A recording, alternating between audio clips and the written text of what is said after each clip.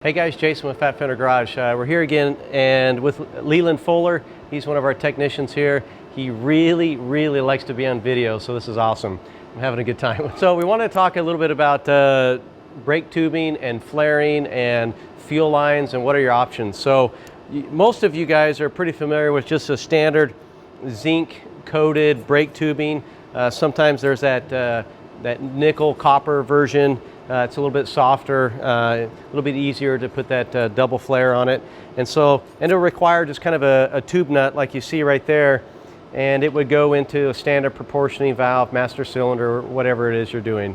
And so very common. It can be done in a little hydraulic flaring tool like this, the hand flaring tool. And we also have this one we use from Brake Quip, and is probably our favorite one that we have because everything's just right there. You spin it and you can keep going. So this is one version of brake tubing and tube nuts, and it would basically go into a proportioning valve like this.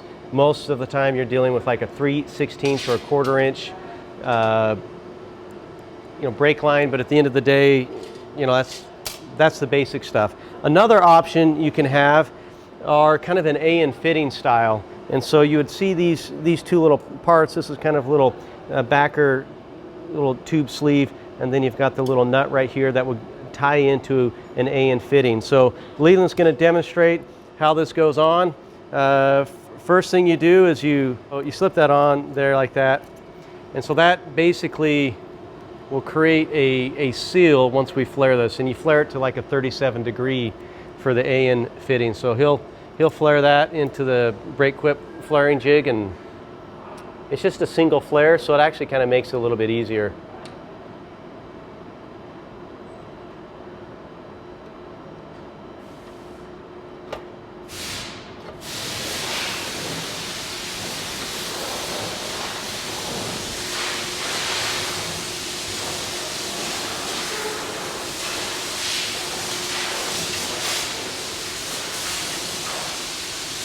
Pretty simple actually. So as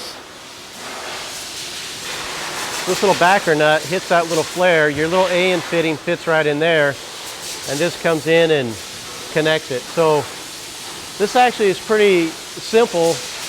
It actually looks a lot better as well. So you can actually do that as well on your fuel line too. So when we do a lot of fuel line, and it's kind of a custom build we're doing, you can do it out of aluminum or out of stainless. They both work well. I've had some people say don't do aluminum fuel lines, it can crack, but my thought is they use aluminum fuel lines in a jet airplane, so if they're worried about cracking, it's safe enough for airplanes. And if you really think it's going to crack, you shouldn't fly on airplanes. So anyway, so the same thing here, that goes on there.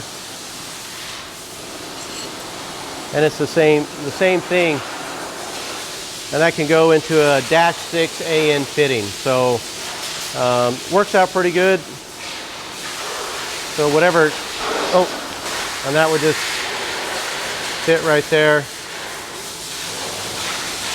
and that's a nice seal. So plus it looks a lot better than the tube nut. So anyways, we also do a lot of our bending with our brake lines. We like to use this made by Rigid. It's got ball bearings and rollers in here that kind of roll with it, and just a hard bend. And we've got this in 3/16, 1/4 inch, and 3/8 inch. And probably the best one that we've used, and they make cheaper ones, so if you're just doing it inside your garage, maybe the $20 one from Harbor Freight or Eastwood probably works. But when you do a lot of bending of brake lines, and especially stainless steel, which is really hard to work with, these products work out pretty good. So anyways, a little tutorial on brake bending, and a different option for your tube nuts is maybe the A-in fittings. Typically that's a -3 on all your brake lines, and a -6 for a 3/8 fuel line. So if you have any other questions, again, you can email me at jason@fatfendergarage.com.